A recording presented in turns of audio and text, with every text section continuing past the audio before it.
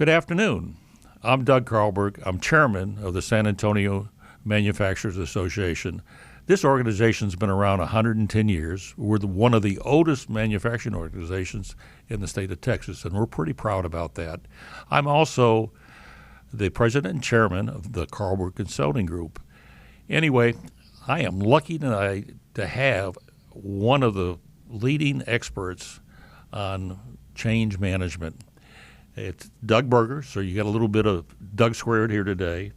He is the founder and president of a nonprofit organization called Industry Reimagined 2030, which has a mission to revitalize U.S. manufacturing at the national level by scaling proven approaches to productivity and competitiveness.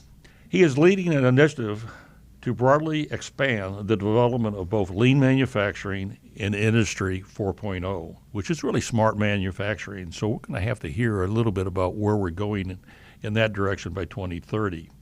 He has a decade of experience as a breakthrough consultant and educator. He has been a feature writer in Industry Week. He has been a national speaker on the Vintage Small Business Executive Groups. Doug is a senior advisor for Ashoka Social Entrepreneurial, a nonprofit transforming economy in West Virginia and also tackling water security in Mexico. Doug is known for seeing the possibility and often hidden in plain sight, which I often do when I walk out in factories. There's a lot of low-hanging fruit out there that you walk by every day and miss. So with that, Doug, tell us a little bit about yourself. Okay, so I started my career in tech, all right, in developing advanced IT systems. And what I found, I worked for a really terrific director who really knew how to spot people's talent and deploy people's talent. And what he saw was that I had a knack for what we now call creative destruction. So if there was an area in IT that he was responsible for that he said, you know what, we really need to reinvent the technology and the systems and the processes in that area, that's where he would tend to deploy me. So I got started in IT in that way. And then after about 10 years in the tech side of IT, I moved to sales and marketing, where I headed up groups doing sales and marketing of advanced technology products, where the challenge was talking to people about technology that was not commonly used technology. And how did you get them to understand and appreciate that technology and see the benefits of it and then write checks for it? So that was my professional career there. My company decided to relocate, and I didn't want to go where they were relocating. And they gave me a nice package, and I said, you know, I really like playing this game of going after things in a kind of transformational mode. So I struck out on my own and created a consulting company called Innovate, where I looked to take on business challenges that you couldn't deal with in a kind of off-the-shelf way. Well, one of my first clients was AT&T, where there was a major development project that AT&T was doing for Japan, and it was way behind schedule. And there was $100 million riding on it if they could bring it back into schedule, which we did. All right. In order to do that, we had to really challenge a lot of kind of the status quo about how projects got managed. We needed to create unprecedented collaboration between various sectors of AT&T, which, like any big bureaucracy, was used to kind of working within their own stovepipes and things like that. And at the end of the day, we brought the project in on time. So how did you do that? So there's a couple of things that in the way that I approach things. One is that there, now I got to get my thought on that. One is seeing the way people limit themselves in the way they're going after solving a problem. So they've got a certain kind of implicit way that they go after solving a problem. And lots of times that implicit way, when you're going after something more challenging, winds up being a limiting factor. So we would start out by literally standing in the future. And we would ask the question, okay, we're going to stand in the future. We're going to bring this project in on time. What are the big gaps between where we are today and standing in the future, having brought the project in on time? And it's very interesting because when you ask that kind of question from a future back point of view, people give you answers they actually didn't expect to tell you. So it is immediately provoking new kinds of thinking in that way. That was about, what, back in the 80s or 90s? That was back in the late 80s. You know, what's interesting, that another approach that came out after that is the theory of constraints, where you start from the other end and go forward and identify the constraints. So when you add the two together, you get the best of both worlds. You do indeed. Now, the nice thing about starting from the future is that it tends to bring out kind of the inspiration part. It tends to bring out, so people, when you unleash them, they tell you what they're really up to and what they'd really like to see happening. And then if you can channel that energy, you get some really great ideas. So that's one of the ways of achieving that. Another way of achieving that also is every industry, every company is kind of embedded in its own orthodoxies. So I did work with mining companies, and mining companies were embedded with the orthodoxy of the right way to do mining. And I did work with chemical companies that did batch processing, and they were embedded with the right way to batch process and ship chemicals and deal with non-valuated byproducts, if you will. And so every industry has its kind of orthodoxies. And I found out that I was really good at spotting those. And Could you give us an example? well, in mining, for example, there are a couple of orthodoxies. One, the way you measured a mine daily was you measured the amount of tons of ore that you got out of the ground. Tons of rock that you got out of the ground. Not tons of metal that was valuable, tons of rock. Okay? Well, it turns out then people optimized that measure. And a lot of what they took out of the ground had no value whatsoever. It was dirt. So when you shift the metric from tons of rock to, let's say, pounds of metal, and you assay it, statistically as you're pulling it out, and you evaluate it, and you say, let's go for pounds of metal, all of a sudden it's a game change. And people go, why are we going over there when there's no metal? Let's go over here where the metal is. The other thing was that people found that, why are we bringing all this stuff, an underground mine, why are we bringing all this rock up to the surface? Why don't we take the rock from one place that has no value and put it in another place, all right, where we dug it out already, and only bring up to the surface value, rock that has good metal content in it. So you challenge some of these fundamental assumptions that people just didn't challenge before. They just went with, that's how we do things around here. And you find a lot of that today in manufacturing. We've always done it that way, and you ask them why. Well, we've always done it that way. So, challenging what you're doing is really very innovative. And that's kind of what got me into my nonprofit, Industry Reimagined. So I'd been working one company at a time, if you will, doing deep dives to improve the performance of a given company. And what I really said for the next era of my life, what I really wanted was I wanted to be making a difference at scale. And you could be retired right now. I could, So- except this dog ain't cut out for retirement, A lot of us aren't. I'm still working myself, and I love what I'm doing, especially as chairman of the San Antonio Manufacturers Association. So tell us more about this Industry Reimagined 2030. So I was, it troubled me through a lot of my years and decades of doing the kind of consulting work that I did, where we achieved really breakthrough performance, where in mining, for example, we changed the entire cost structure of a mine, and in doing that, saved the life of towns. Here we are in Texas. We were talking earlier about Arizona. Where mines are located is not downtown metropolitan areas. Mines are in remote places. Communities grow up around mines.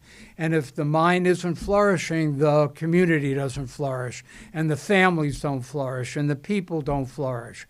So it concerned me deeply as I saw what we were capable of doing in turning around situations.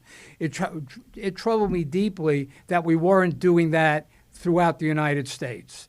And in fact, we were hollowing out communities and offshoring wealth and prosperity to families in China and not our own families. So when I decided that I wanted to take on a big challenge at scale, I looked at manufacturing and I said, why is it that we've got thousands of organizations trying to revitalize manufacturing? We've got SAMA trying to keep a strong manufacturing base in San Antonio. We've got lots of other manufacturing organizations like that around the country. We've got national organizations like AME and SME. That's the Society of Manufacturing Engineers and the Association for Manufacturing Excellence, two great organizations that I'm currently involved with, and they've got a great mission. And we've got lean, we've got technology, we've got people working over all these areas. Why isn't it? This is that kind of breakthrough question.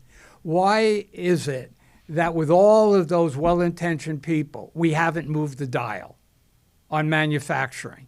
And manufacturing was continuing to decline. U.S. productivity statistically was continuing to decline.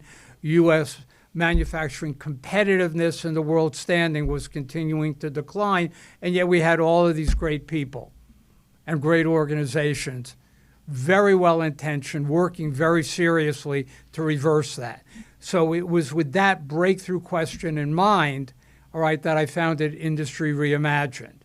And a number of insights came out, but one of the big insights was that a lot of the things we knew worked weren't being widely scaled. In the kind of innovator's dilemma and crossing the chasm, we would say that, the innovators knew to do it, and they were successful in competing against imports, and they were successful in keeping their companies here in the United States, all right? But by and large, the mainstream hadn't adopted those kind of proven things. Or they've taken it over offshore. So I think what we learned after COVID, we were way too dependent, especially on China and offshoring manufacturing. And I think it was a major wake-up call for us that we really had to figure out how to reshore that stuff or nearshore it back here in the U.S. And this whole initiative is very timely. I know you and I know Harry Mosier on the Reshoring Initiative. Yep. He's got a calculator, and we spent a lot of time with him trying to beat the drum to really get people to figure out it's better to do it here, supply chain wise, lean, and very effective. And if you can really embrace Manufacturing 4.0 and your 2030 initiative, I'd like to hear more about where you see your journeys going in the next 10 years. Well, again, I'm working with collaborative. So one of the things that we noticed from a breakthrough perspective is that these well-intentioned people tended to operate within their own stovepipes, what I talked about earlier with my experience with AT&T. So one of the key ingredients, one of the key missing elements was how do we create unprecedented collaboration.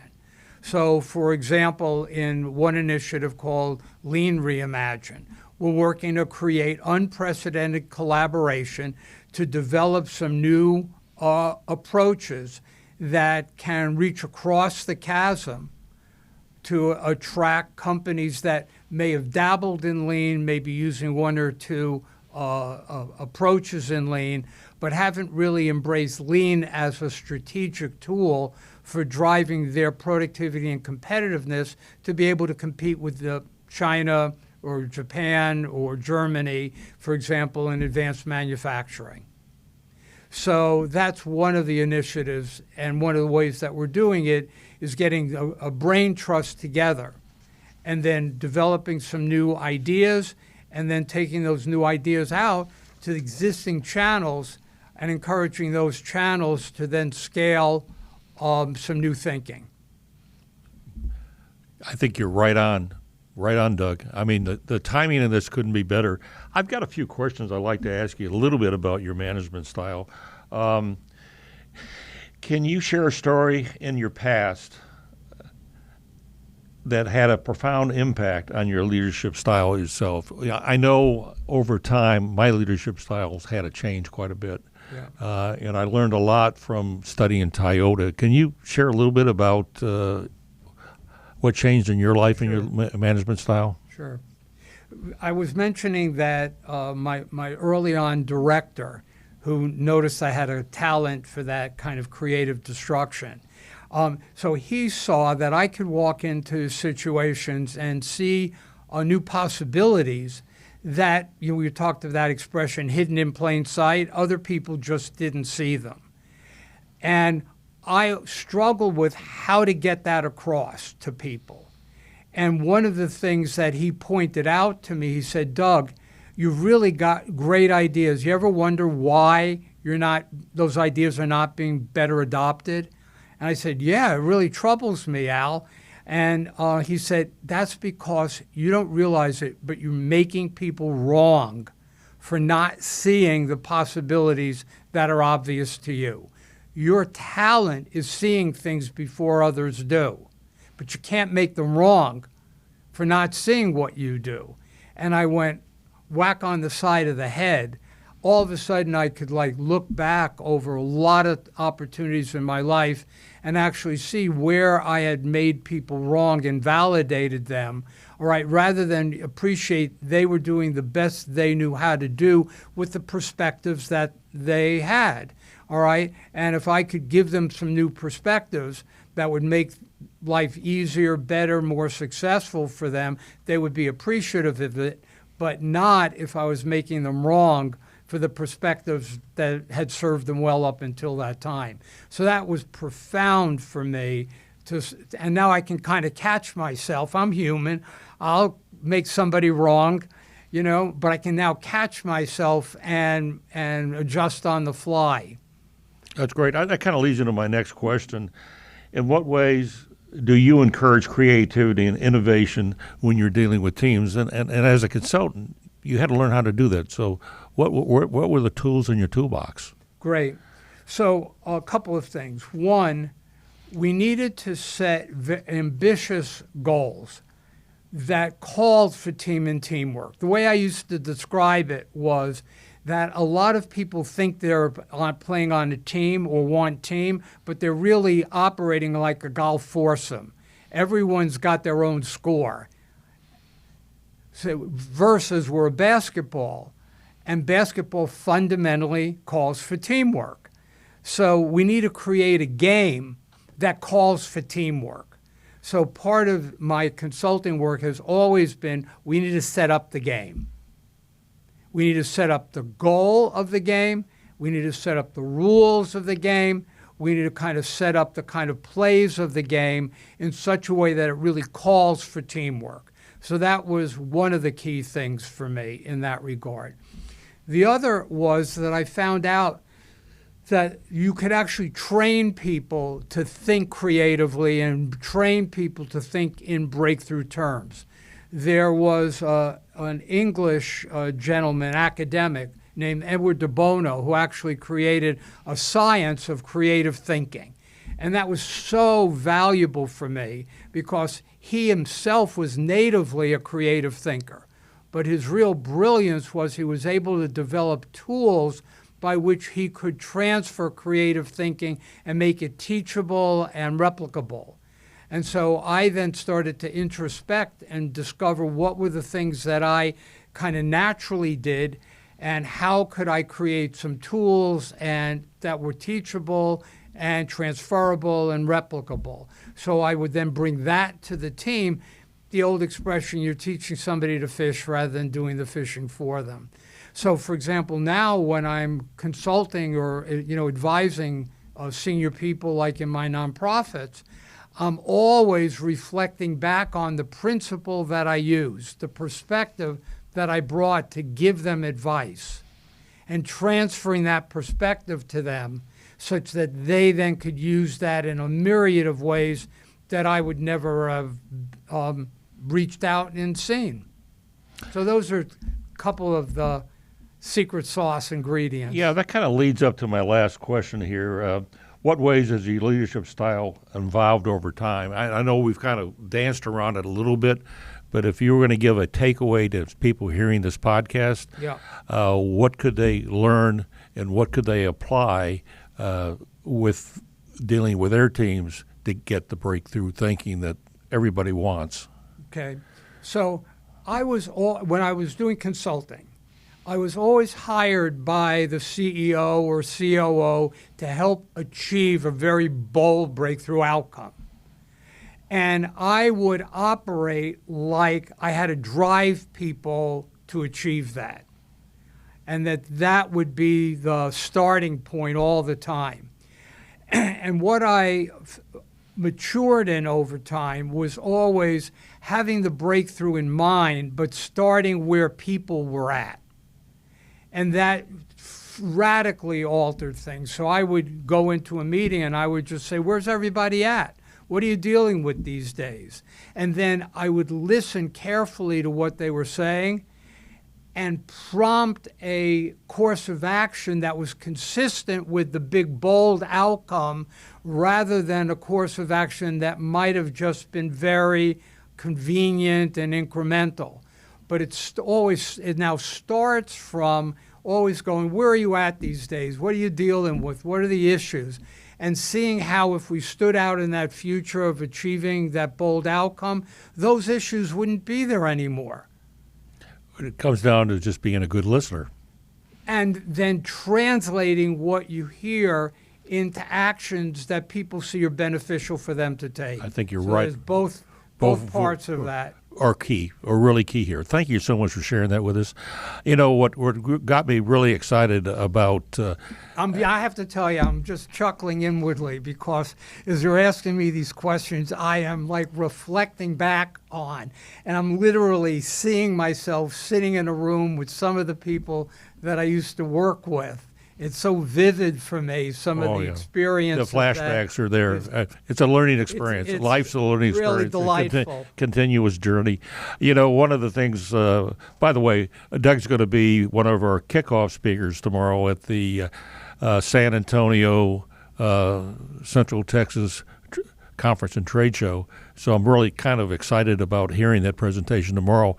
What really got him here in the first place, I heard a TED Talk of his when he did a conference up in New England, and it really talked about really the next generation worker, and I know that TED Talk probably lasted 30, 40 minutes, but what's your concern about the next generation worker that we need to really do the 4.0 and everything going forward? And I know you could probably talk on that topic 3 hours, but just what are your concerns and what are you seeing and what are the gaps that we really need to focus on? I'm going to answer a slightly different question. I'm going to answer what are my concerns about the next generation manager managing the next generation worker. That's a good question in itself. You know, so what we've got is we have millennials, all right, that are digital natives. And there are a lot of people, like you and I are the white-haired guys, but there are a lot of people in the graying kind of area in their 40s, 50s, 60s, all right, who did not grow up as digital natives. And when you're trying to manage people that are digital natives, it's a whole different world, not just because of their technology savviness, but because they grew up in a very, very different kind of cultural world. My son and his friends would sit on the couch, all right, watching TV, and rather than talk to one another, they would text each other, sitting next to each other, sitting on the couch, all right? My daughter works for a company, and their whole primary method of communication, all right, is group chats. So there's as a manager, and you grew up pre-COVID, having meetings, people are in the meeting together and all of that, and now it's a virtual world. It's a very different challenge now for the manager who didn't grow up in that world to really appreciate the worldview and the competencies that the younger generation is bringing to the party. And, tomorrow I'm going to talk about lean, and one of the things I'm going to touch on is how the digital age is transforming how we go about doing lean. When we look at Industry 4.0 and sensors and data analytics and things like that, I remember, I go back far enough to remember when Excel spreadsheets came out and how that transformed the world of finance. So we've got, and if you didn't grow up in that world, you had trouble adjusting. So we need managers. The challenge is having managers who, A, they themselves can adjust, and B, they know how to manage a kind of multi-generational workforce of millennials and people in their 30s and people in their 40s that have very, very different seminal experiences, and to say nothing of the multicultural and all of that other aspect of things. So for me, the challenge is more a management challenge than it is a worker challenge. And that's a brand new skill set that we're all going to have to learn. Well, Doug, thank you so much for being part of this podcast. Here again, the San Antonio Manufacturing Association really appreciates you taking the time and coming and joining us. And these topics we could talk about for hours. Yep. Thank you so much, Doug. My pleasure. Thanks again, Doug.